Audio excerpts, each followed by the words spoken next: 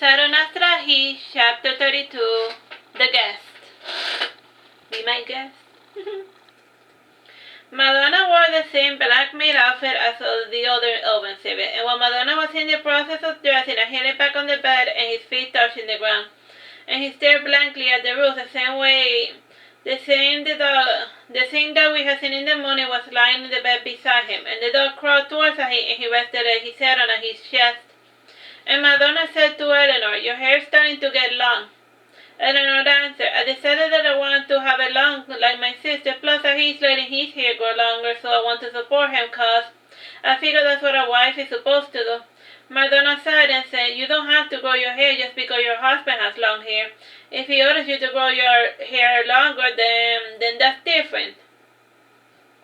Eleanor asked him, "Do you like my hair long or short?" And when he heard his name, he said, "Huh?" Madonna repeated the question, holding Eleanor's hair. "Do you like short hair or long hair?" "I prefer Eleanor's hair," said he. And then he added, "Then again, I had never eaten your hair, Madonna."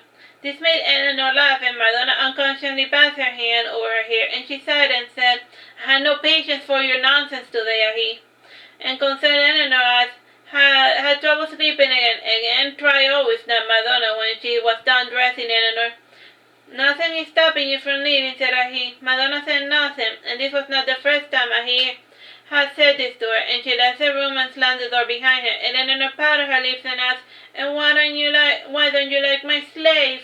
The dog rested his head on his shoulder and whimpered, and then he said to Eleanor, "I like her just as much as I like any other elves, and she has not been bad to me so far, so I guess she is in the nice sleep for the time being, though." "Then why do you always say things to make her angry?" insisted Eleanor. "Oh, you got me." Outside, sitting in the balcony, was the bonobo Tadioki, and he had overheard the gist of the conversation. As was his self-appointed habit, he translated his gibberish. And as in other times, he said to Eleanor, "What he is trying to say is that your drama queen Madonna will get angry at anything he says. Think about it. Has he ever said anything that she has not been angry about?" Eleanor folded her arms and she looked up, and then she said, "Aha, I had not noticed. Now that I think about it, Madonna has always been a bit of a grouch." And he then he shrugged at Tadioki. And the dog sitting beside her, he looked at Tadioki and growled, and Tadioki then chuckled and said, "The mud has a good point. And the slave is just miserable because she's too proud to ask for help, and even though you insist on calling her a slave, we have decided to let her be the master of her own fate, but what can she do? She's still stuck in the and we even pay her for her and she even has a salary, but she's still stuck in the mindset that she's a slave or something. And since she's stuck in a bad abusive relationship, that she's too stubborn to break free or something, I suppose." He exchanged glances with the dog, not understanding half the dribble that Tadioki had just said. And Eleanor rested her hands and said, "I don't get it. She's angry because she has a guy problem? I think. I don't know she had a boyfriend, and can she just kill him or get a divorce? And that's very simple, sweetie. And Master loves the guy, and she clings to the hope that things will get eventually back to normal.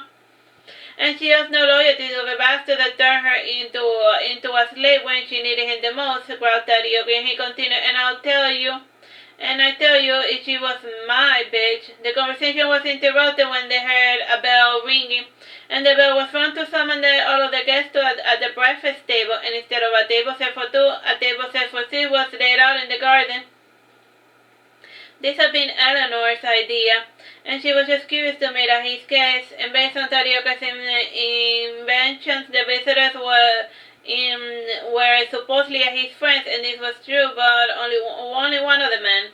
And the guest now had changed into the regular noble, and the driver was named Rudy Tonda, and he was a red-headed youth from Veraguero, and he had been tasked to establish a diplomatic relationship with the Great, and he was also sent there to assess a fortification and fighting spec. And like any spy, he was trying to act like a charming, good-natured fellow. And the gentleman he was escorting was a merchant and his lover girl.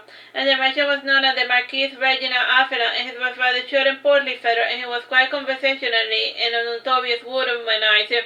And he was curious to see if the great woman were as skinny as he heard.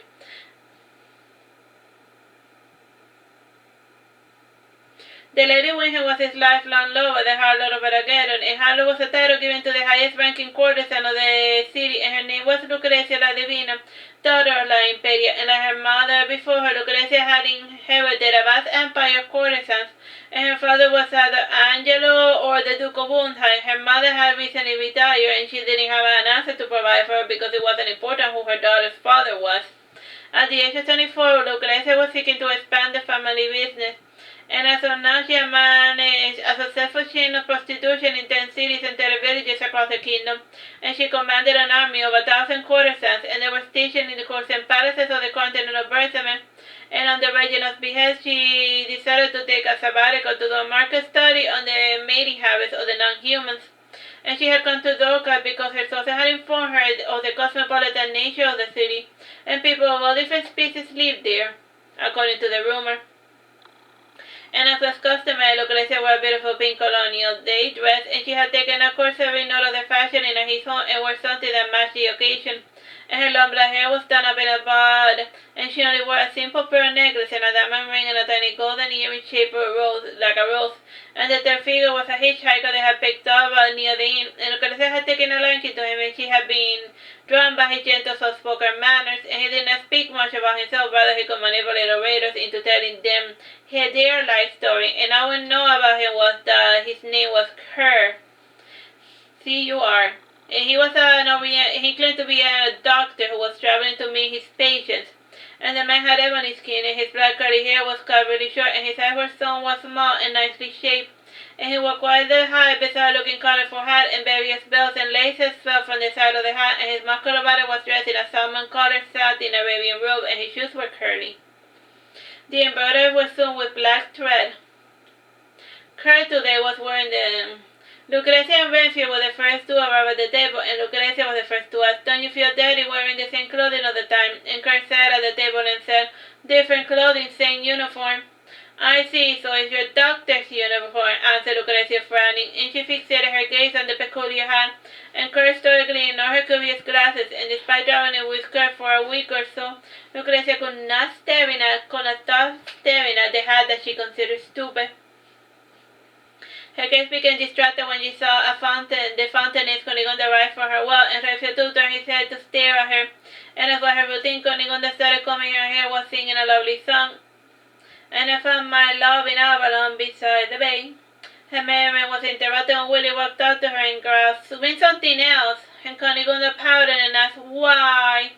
"You know the rules," said Willie, returning to the kitchen, and suddenly Cunegonda knew at the edge of her fountain glancing up, and she began to sing as thus: "Rosa das rosas de flores, dona das donas, señores, señores, rosa de verdad he de parecer."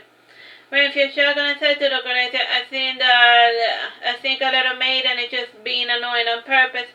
And Lucrecia complimented, "Not really, she can sing whatever she wants because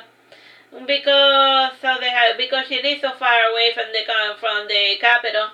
And Renfield added, "On the contrary, my dear, a lovely goddess cannot help but sing as she pleases, and why else will the ape-man rebuke her?"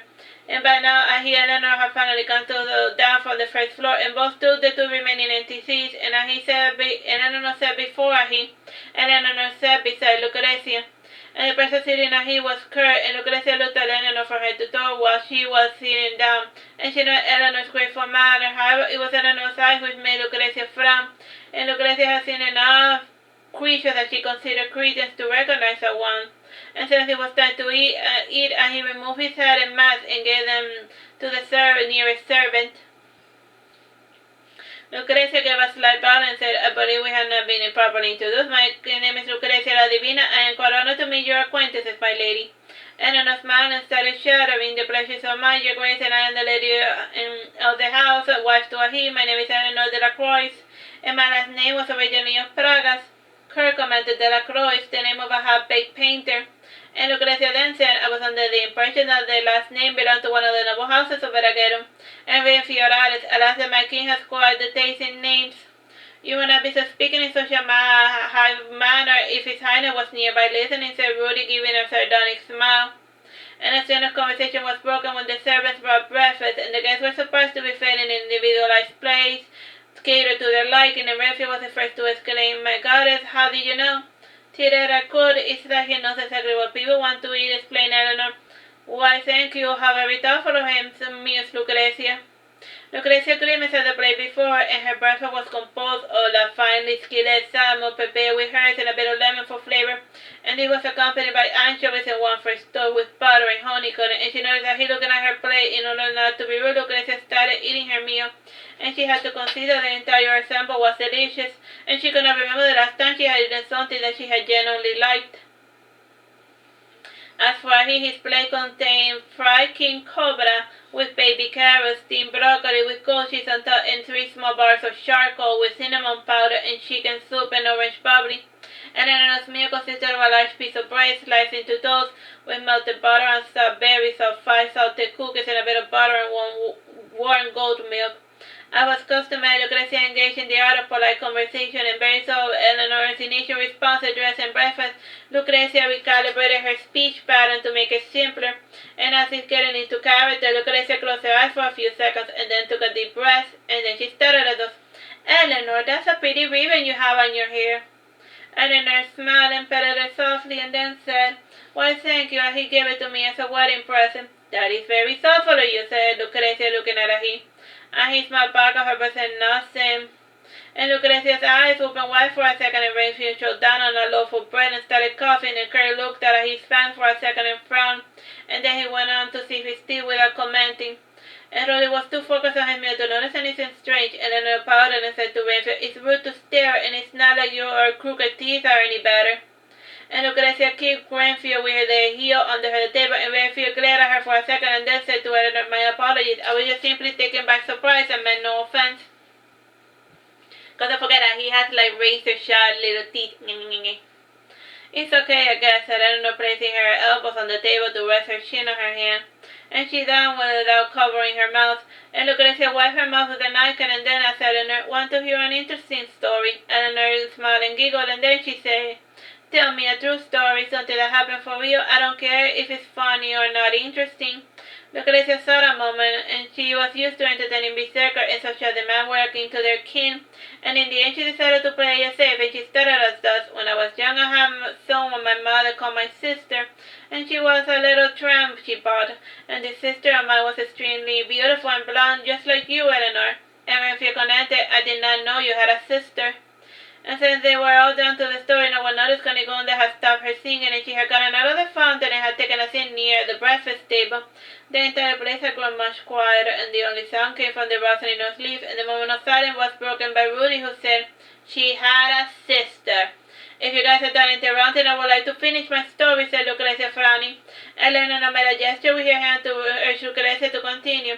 So the sister of mine had the opportunity to become queen, and all she had to do was become a princess and marry a handsome prince, but my sister had other plans. She dreamed of becoming a warlord like the father she idolized, and whenever mother was not looking, my sister would practice with father's rapier. Eleanor, raising her hand, asked, What's a rapier? And he who had just finished his breakfast said, A sword designed to poke people. It is more effective if you stab someone with a pointy end of it. Eleanor then said, So then what happened? Did your mom find out? With a little help of yours truly, I was jealous of the new girl, and I saw her one day practicing, and she begged me to keep her swordplay a secret, and I waited for the right opportunity, which came a fortnight after I discovered her secrets. And I was supposed to be on the lookout, and on the excuse of going to the bathroom, I alerted my mother of strange noises I was hearing in the barn, and the look on the usurper's face was priceless, said Lucrezia, laughing, and Renfield grasped horrified, and he mouthed the words, You bitch! And Lucrezia frowned and said, Hey, don't give me that look. I was like fire. I did not know any better. And looking back, I regret ever exposing my sister's secrets. It caused her unnecessary pain. And then another answered, So then what happened? Does the story have a happy ending? It does. Thanks to my intervention, my sister was able to play soldier. And I got my mother's entire undivided attention. The end, concluded Lucrezia. And Renfield coughed lightly and then said, So does anyone else have an interesting story to share? And then I looked at him and asked, Now that you're done eating, why don't you tell our guests one of your many little weird stories? Which one, asked he. Tell us one that I had not heard before, insisted Eleanor. He closed his eyes for a few minutes, and then he folded his arms and looked up, and a maiden came and removed his plate. Alright. So then that's the, that chapter.